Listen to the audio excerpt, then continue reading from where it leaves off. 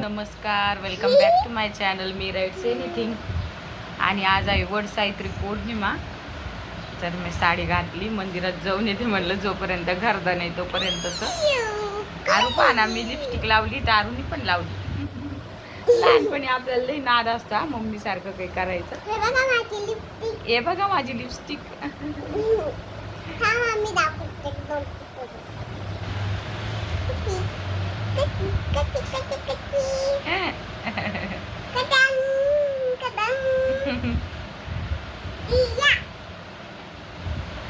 आणि काल आम्ही आंब्याला जाऊन आलो ना, खूप गाडीत बसून बसून थकलो होतो. हाव, आणि बाळ पण खूप बोर झालं होतं गाडीत. हो ना हो ना हो ना, पोलिओ दिलेलं दाखवायला. आणि गणूचे फ्रेंड पण काल मुलींचे नाव होतं गावावरूनच लक्षात राहिले की एक मंट्याचे, एक नागपूरचे, एक परभणीचे, अजून कोणते गाव जवळचंच एक गाव सांगितलं त्यांनी. आपण मुलांचे नाव मला लक्षात राहिले.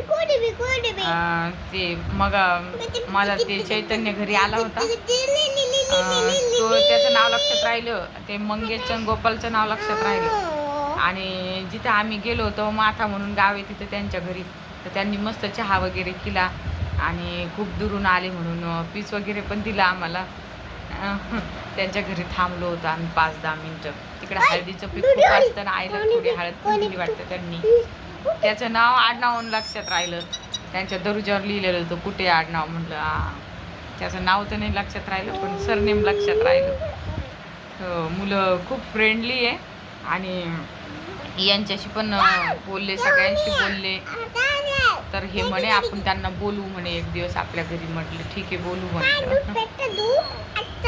आता मंदिरात जाऊन येते आणि दुपारी जर हे झोपला तर ह्या साडीवर एखादी रील शूट करण्याचा प्रयत्न करून परत साडी घालणं होत नाही म्हणून.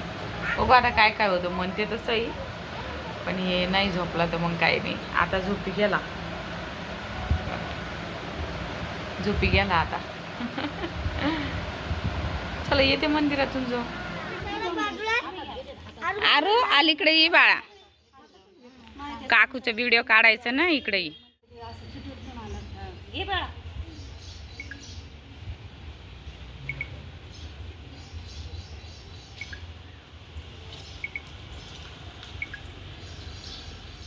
वडाची पूजा झाल्यावर ना आम्ही मंदिरात गेलतो आणि मग सगळेजणी आरती करत होते, तर आरती करून घेतली एकदा.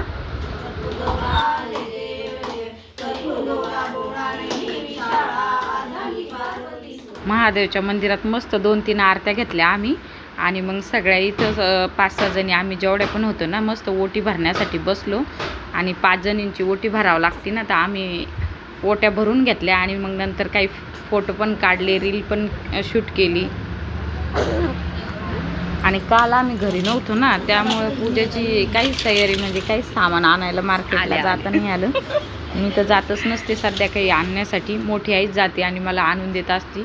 पण ती पण काल आमच्यासोबतच होती ना, त्याच्यामुळं काही सामान नव्हतं. घरात जे पण होतं बदाम, खारीकवाटी जे पण होतं घरात ते सामान नेलं तर मी. आणि मस्त इथं नाव पण घेतले सगळ्यांनी. काय मँगो, आता घे मँगो तुला. फ्रीजात ठुका बरं. आरूनी कोणाला मँगो देऊनच नाही दिले. मँगो जमा झाले आमच्या परातीत. वडाला जाऊन आलो आता, गाजराचं हे पण निघलं.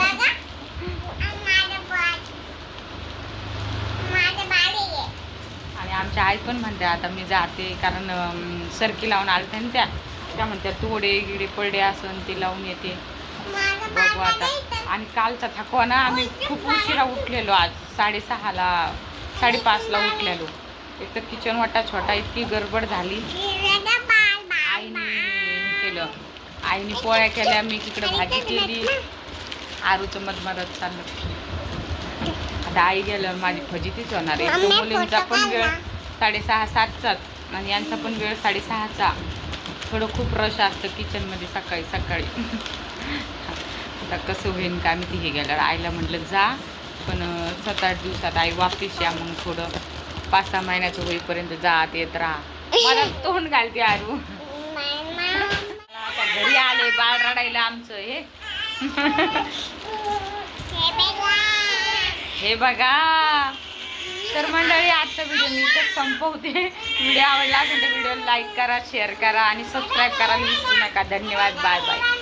चला आमच्या बाळाला घेतो आम्ही आता.